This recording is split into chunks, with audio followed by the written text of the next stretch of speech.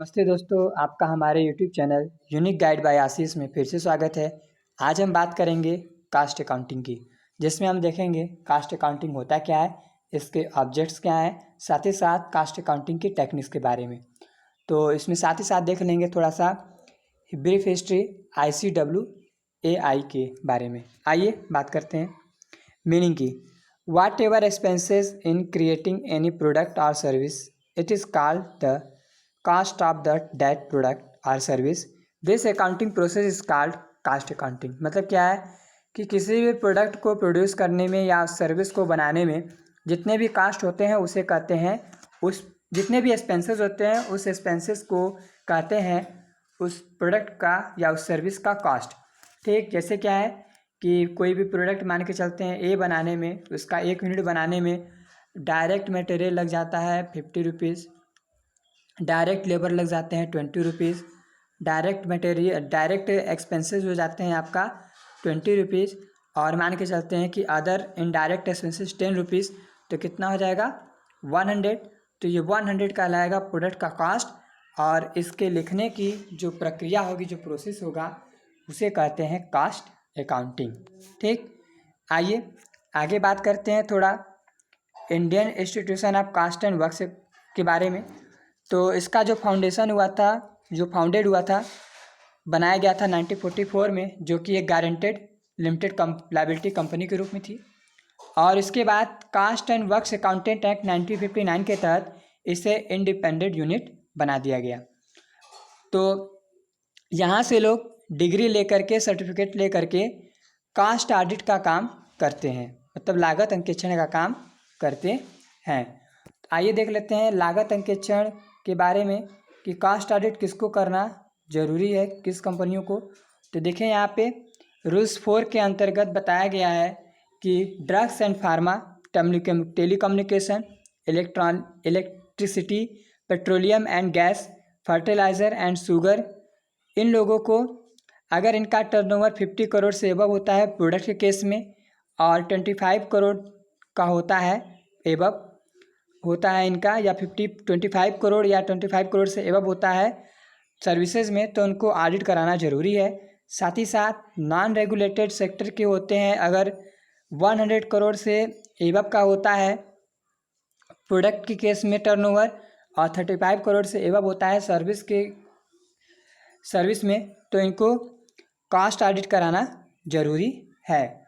तो बात कर लेते हैं थोड़ा इसके हेडक्वार्टर की। तो ये कहाँ पे, कोलकाता में है, और इसके प्रेसिडेंट जो है Indian institute of cost and works जो अकाउंटेंट है, उनके प्रेसिडेंट हैं बलविंदर सिंह। ठीक, आइए आगे देखते हैं ऑब्जेक्ट्स ऑफ कास्ट अकाउंटिंग। पहला देखिए क्या है, कास्ट असेसमेंट ऑफ और डिटर्मिनेशन, मतलब लागत का निर्धारण। तो कास्ट अकाउंटिंग करने का सबसे पहला मुख्य उद्देश्य क्या है कि लागत का निर्धारण करना कि लागत कितनी है, कास्ट डिटर्मिनेशन करना कि जो प्रोडक्ट है उसका कास्ट कितना पड़ सकता है। जैसे क्या होता है कि इसमें पर यूनिट का कास्ट निकालते हैं, ठीक, कि कितना प्रोडक्ट पे पड़ रहा है, या हर एक प्रोसेस में कितना कास्ट पड़ रहा है। जैसे मान के चलिए कि जो प्रोडक्ट होते हैं वह एक ही बार में नहीं बनते हैं, वह कई प्रोसेस में होकर बनते हैं। तो हर एक प्रोसेस का में अलग अलग से उनका कास्ट देखा जाता है कि हर एक प्रोसेस में कितना कास्ट पड़ रहा है। तो यह अगर हम कास्ट अकाउंटिंग करते हैं तो हमें कास्ट का पता चल सकता है कि कितना कास्ट पड़ रहा है। ठीक, क्योंकि क्या होता है कि एक पर्सन होता है, तो उस पर्सन कब तक याद रखेगा खर्चों को, तो वह हमेशा खर्चों को याद नहीं रख सकता है। बाकी क्या होता है कि वह बड़े बड़े खर्चों को कुछ दिनों तक याद तो कर सकता है, लेकिन जो फैक्ट्री में छोटे छोटे खर्चे होते हैं वह उनको ध्यान में नहीं रख पाता है। जिससे क्या होता है, कास्ट तो पड़ता है, लेकिन सेलिंग प्राइस को डिसाइड करते समय हो सकता है कि जितना कॉस्ट पड़ा है उससे कम का सेलिंग प्राइस हो सके, तो इससे क्या होगा कि कंपनी को लॉस होगा। तो इसलिए कास्ट अकाउंटिंग से हमें पता चलता है कि वो जो प्रोडक्ट बना रहे हैं उसका लागत कितना है। दूसरा देखिए कास्ट कंट्रोल। कास्ट कंट्रोल करने के लिए भी क्या करते हैं, कास्ट अकाउंटिंग का काम करते हैं। तो इसमें क्या होगा कि मटेरियल पे कंट्रोल करना, साथ ही साथ लेबर पे कंट्रोल करना। मटेरियल पे कंट्रोल करने में क्या होगा कि डिफरेंट टाइप के हम स्टॉक लेवल बना देते हैं। साथ ही साथ कितना प्रोडक्ट को मंगाना है उसके बारे में जानते हैं। अगर कॉस्ट अकाउंटिंग का काम करते हैं तो इससे हमें पता चलता है कि कंपनी में या कंपनी के फैक्ट्री में के गोडाउन में कौन सा रॉ मटेरियल है, कौन सा रॉ मटेरियल नहीं है। जिससे क्या होता है कि जो अनावश्यक के जो खर्चे होते हैं वह रुक जाते हैं, जिससे क्या होता है कॉस्ट कंट्रोल का काम हो जाता है। तो कॉस्ट अकाउंटिंग करने से यह फ़ायदा होता है कि कॉस्ट कंट्रोल होता है। और थर्ड देखिए क्या है, डिटर्मिनेशन ऑफ सेलिंग प्राइस। तो कॉस्ट अकाउंटिंग का काम करते हैं तो हम सेलिंग प्राइस को डिसाइड कर देते हैं इसी के आधार पे। जैसे क्या है कि अभी जो बताएं कि अगर कॉस्ट अकाउंटिंग का काम नहीं करते हैं तो क्या होगा कि हमें प्रोडक्ट का प्राइस डिसाइड करने में परेशानी होगी, हमें पता नहीं चलेगा कि कितना कॉस्ट पड़ा है। तो इससे क्या होगा कि जो हमारा सेलिंग प्राइस है वह कॉस्ट प्राइस से कम भी हो सकता है। साथ ही साथ बात करें हम एक कॉन्ट्रैक्टर की, तो कॉन्ट्रैक्टर को अगर कोई काम मिलता है, मान के चलते हैं उसको हाउस बनाने का काम मिलता है, कॉन्ट्रैक्ट मिलता है, तो क्या होता है कि वहाँ पे उसको कॉन्ट्रैक्ट प्राइस डिसाइड करना पड़ता है। तो कॉन्ट्रैक्ट प्राइस कैसे डिसाइड करेगा, कॉस्ट अकाउंटिंग के द्वारा ही।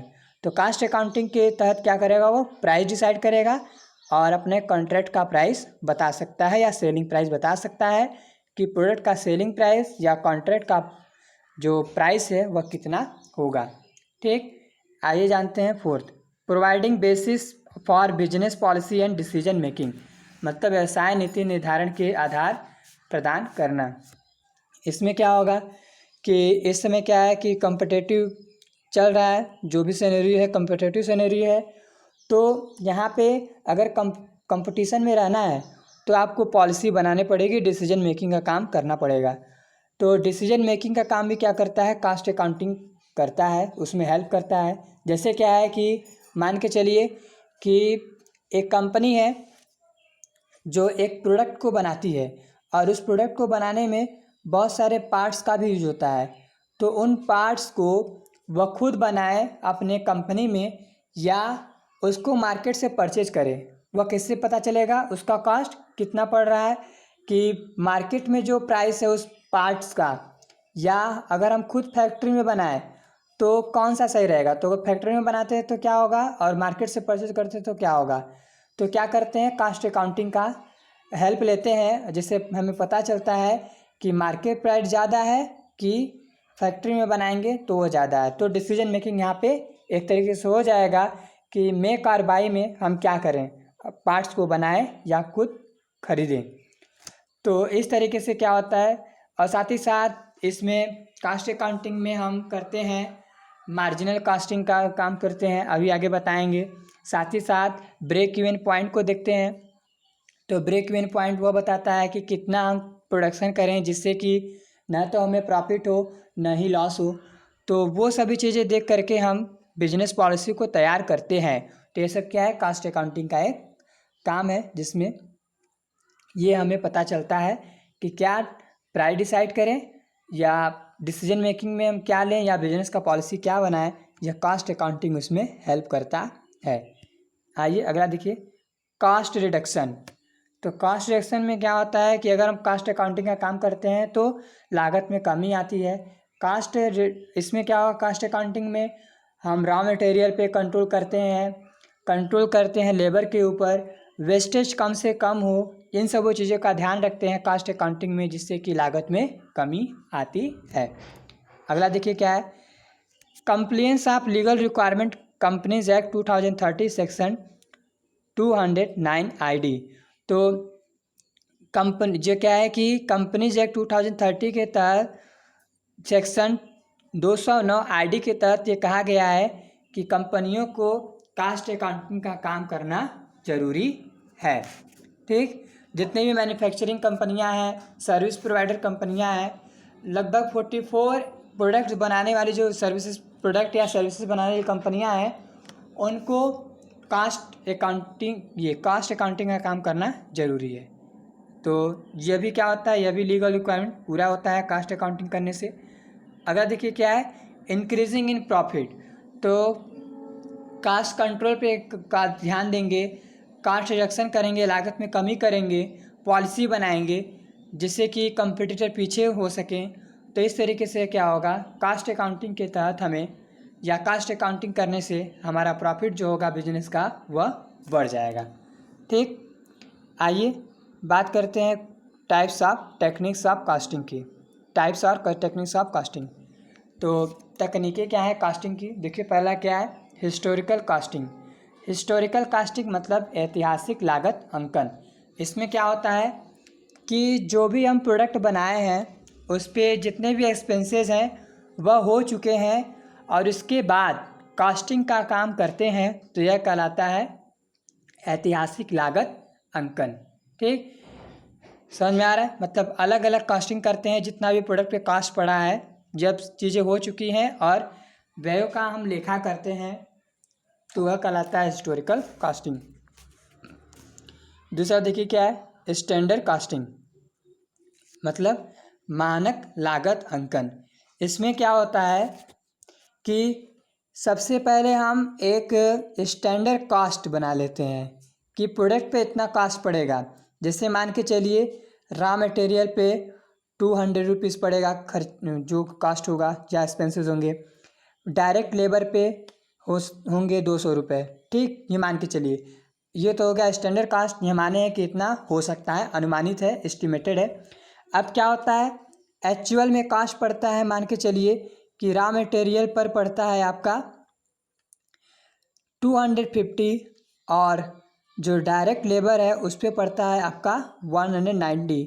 तो कहाँ यहाँ पे क्या है कि हमने अंडर एस्टिमेट किया, तो कैसे हमने अंडर एस्टिमेट किया या फिर यहाँ पे हमने ओवर एस्टिमेट किया, तो क्यों ओवर एस्टिमेशन हो गया, इसका पता लगाने के लिए क्या करते हैं, हम स्टैंडर्ड कास्टिंग का काम करते हैं। तो स्टैंडर्ड कास्टिंग में क्या होता है कि जो भी अनुमानित जो लागतें हैं, जो एस्टिमेटेड कास्ट है, उसका हम एक्चुअल में जो कास्ट हुआ है, जो वास्तविक जो लागतें हैं, उससे हम कंपेयर करते हैं और पता करते हैं कि कहाँ क्यों इनमें अंतर है।